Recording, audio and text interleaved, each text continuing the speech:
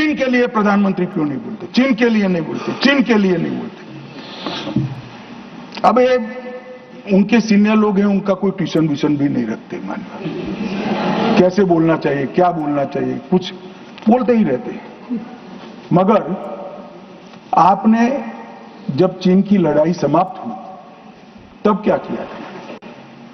चीन की लड़ाई समाप्त हुई तब हमारा 38,000 वर्ग किलोमीटर हिस्सा चीन को अक्साई चीन का देने का काम कांग्रेस पार्टी और आपके नाना जवाहरलाल नेहरू ने किया था। मान्यवर 1955 में देश में बहुत कम लोग जानते और ये पूछ रहे हैं कि कल मुझे कहने लगे झूठ बोल रहे हैं, मैं आज चीज भी लेकर आया। मैं selected works of Jawaharlal Nehru series volume 29 पृष्ठ 231 पढ़ रहा हूं, जो नेहरू जी ने स्वयं संकलन करा है। इसके लेखक जवाहरलाल नेहरू स्वयं है। अनौपचारिक रूप से संयुक्त राज्य अमेरिका की ओर से सुझाव दिया गया कि चीन को संयुक्त राष्ट्र से तो संबंध किया जाए, यूएन में उसको मेंबरशिप दी जाए, परंतु उसको सुरक्षा परिषद में नहीं और उसकी जगह भारत को देना चाहिए। साहब, कोई भी देश का प्रधानमंत्री होता धन्यवाद करता और भारत सुरक्षा परिषद में मेंबर बन जाता। आज मोदी जी जो प्रयास करते थे करने की जरूरत भी नहीं पड़ती, हमारे पास भी वीटो होता। परंतु इन्होंने क्या कहा, हम स्वीकार नहीं कर सकते। चीन जैसे महान देश को सुरक्षा परिषद में नहीं रखते हैं तो सुरक्षा परिषद के मायने ही नहीं रहते। ये मान्यवर कांग्रेस का चरित्र कल हमें सवाल पूछे थे। और चलो नाना तो बहुत दूर की बात है, इन्होंने मान्यवर एक प्रकार से चीन के बारे में राजीव गांधी फाउंडेशन, जिसकी चेयरपर्सन उनकी माताजी थी, उससे एमओयू किया, चीन से पैसा लिया, हमने एफसीआरए का लाइसेंस यही बिना पर कानूनी तरीके से राजीव गांधी फाउंडेशन का एफसीआरए का लाइसेंस कैंसिल कर दिया। क्या राहुल गांधी देश की जनता को एक प्रेस कॉन्फ्रेंस करके बता सकते हैं कि चीन के साथ क्या एमओयू हुआ था? मान्यवर, हम जब हमारे सेनानी चीन की सेना के आंखों में आंख डालकर डोकलाम में सीना चौड़ा कर खड़े थे, तब ये चीन के राजदूत के साथ गुपचुप मीटिंग स्वयं राहुल गांधी ये तो पीढ़ियों से चीन प्रेम चला रहा है। हिंदी चीनी भाई भाई से शुरू हुआ, सोनिया गांधी के राजीव गांधी फाउंडेशन से गुजरता हुआ चीन के राजदूत की मीटिंग तक आया। मान्यवर, और ये हमें कह रहे हैं कि आपने चीन का नाम नहीं दिया। अरे भाई, जब देना है तब देंगे।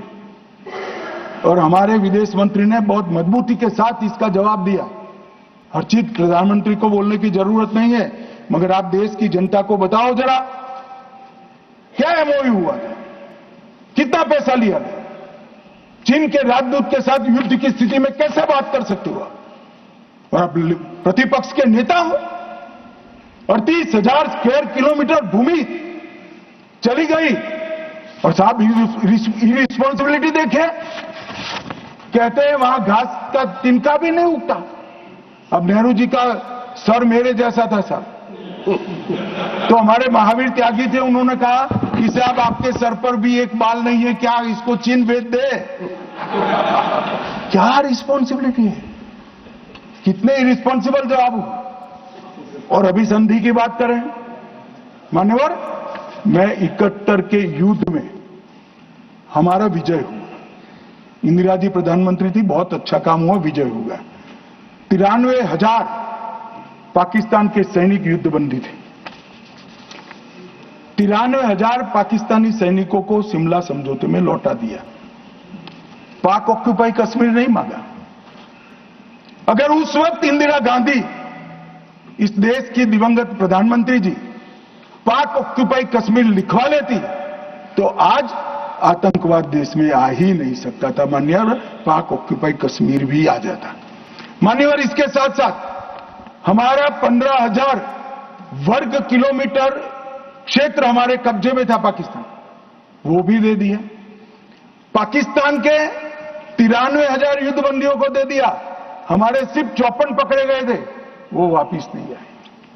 आज भी इनके परिवारजन उनकी राह देख रहे हैं। मान्यवर, क्या संवेदनशीलता है, क्या समझौता किया आपने। और साहब, जनरल मानेक साहब, जिनको 71 युद्ध का आर्किटेक्ट कहा जाता है, उन्होंने एक इंटरव्यू में कहा था, जनरल मानेक साहब के इंटरव्यू में कहते हैं, शिमला में भुट्टो ने भारत के नेतृत्व को मूर्ख बनाया।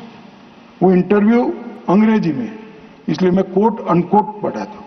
I told her, into bracket उन्होंने छापा है Indira Gandhi, that I told her that he, into bracket Bhutto, I told her that he has made monkey out of you. और ये हमें पूछ रहे संधि क्या, हमने तो युद्ध ही घोषित नहीं करा था, संधि किस चीज की भी। हमारा एक लिमिटेड एग्रेशन था, टेररिज्म पर हमारा हमला था, और हमारे आत्मरक्षा के अधिकार का उपयोग करते हुए, और ये हमें पूछ रहे हैं। चिंता मत करो राहुल गांधी, पाक ऑक्यूपाई कश्मीर की चिंता है ना, भारतीय जनता पार्टी ही ला देगी पाक ऑक्यूपाई। आप नहीं ला पाए, कांग्रेस पार्टी नहीं ला पाई, हमें लाए।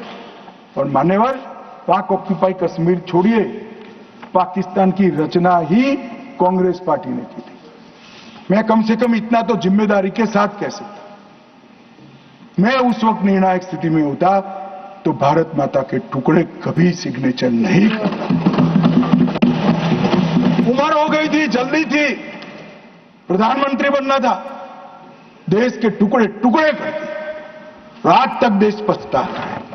मान्यवर, आतंकवाद के मुद्दों पर अंतर्राष्ट्रीय मंचों में हमारी देश की फजीहत करते, मुंबई अटैक के बाद शर्म अल शेख सम्मेलन हुआ, जिसको पूरी दुनिया की डिप्लोमेसी में बलूचिस्तान ब्लंडर के नाम से जानते हैं, उसमें प्रस्ताव किया कि दोनों देश आतंकवाद के शिकार हैं। अब भला दुनिया में कोई पाकिस्तान को आतंकवाद का शिकार कह सकता है क्या? लोग हमारे मरे हैं, जवान हमारे मरे हैं, और आपने उनको पाकिस्तान को सर्टिफिकेट दे दिया। मान्यवर, और भारत पाकिस्तान के आधिकारिक बयान में भी बलूचिस्तान का जिक्र किया। इनका आंतरिक मामला था, मान्यवर, हमारा कोई लेन देन नहीं है। बलूचिस्तान में जो घटनाएं हो रही, मनमोहन सिंह स्वीकार कर आए, और उसके बाद में उन्होंने कहा कि टेरर की घटना और वार्ता, उसके बीच में कोई रिलेशनशिप नहीं। भगवान भला करे, देश की जनता का नरेंद्र मोदी को प्रधानमंत्री बनाया, वो चीज को नरेंद्र मोदी ने समाप्त कर दी।